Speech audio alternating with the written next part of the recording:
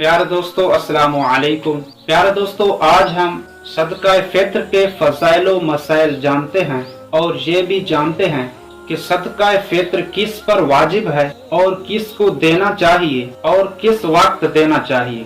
प्यारे दोस्तों, सबसे पहले हम सदका फित्र के फज़ाइल जान लेते हैं कि सदका फित्र के क्या क्या फज़ाइल हैं। प्यारे दोस्तों, हजरत इब्ने अब्बास रज़ियल्लाहु तआला अन्हुमा फरमाते हैं कि नबी करीम सल्लल्लाहु अलैहि वसल्लम ने सदका फित्र मुकर्रर फरमाया ताकि फजूल और बेहुदा कलाम से रोजों की तहारत यानी सफाई हो जाए। और तिरमिज़ी शरीफ की हदीस है कि नबी करीम सल्लल्लाहु अलैहि वसल्लम ने एक शख्स को हुक्म दिया, जाकर मक्का मुअज़्ज़मा की गली कूचों में ये ऐलान कर दो कि सदका फित्र वाजिब है।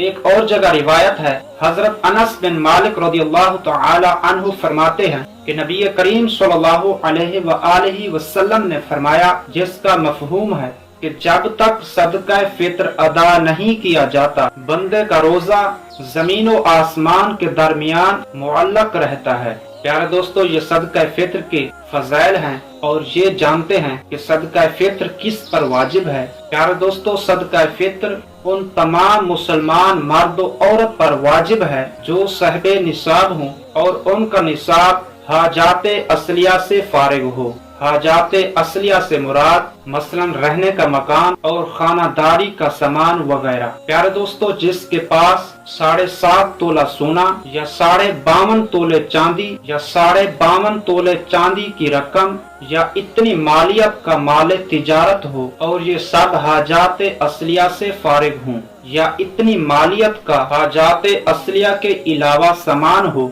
उसे साहिबे निसाब कहते हैं। प्यारे दोस्तों, सदका फित्र वाजिब होने के लिए आकिल व बालिग होना शर्त नहीं, बल्कि बच्चा या मजनून अगर वो साहिबे निसाब हो तो उसके माल में से उसका वली यानी सरपरस्त उसका फित्रा अदा कर दे। मालिक निसाब मर्द पर अपनी तरफ से, अपने छोटे बच्चों की तरफ से, और अगर कोई मजनून यानी पागल औलाद हो, चाहे वो पागल औलाद बालिग ही क्यों न हो, तो उसकी तरफ से भी सदका फित्र वाजिब है। हाँ, अगर वो बच्चा या मजनून साहिबे निसाब हो तो उसके माल में से सदका फित्र अदा कर दे। मर्द साहिबे निसाब पर अपनी बीवी या माँ बाप या छोटे भाई बहन या दीगर रिश्तेदारों का फित्रा वाजिब नहीं। प्यारे दोस्तों, ये भी मसला है कि अगर वालिद ना हो तो दादा जान वालिद की जगह हैं, यानी अपने फकीर यतीम पोते और पोतियों की तरफ से उन पे सदका फित्र वाजिब है। माँ पर अपने छोटे बच्चों की तरफ से सदका फित्र देना वाजिब नहीं। बाप पर अपनी आकिल व बालिग औलाद का फित्रा वाजिब नहीं।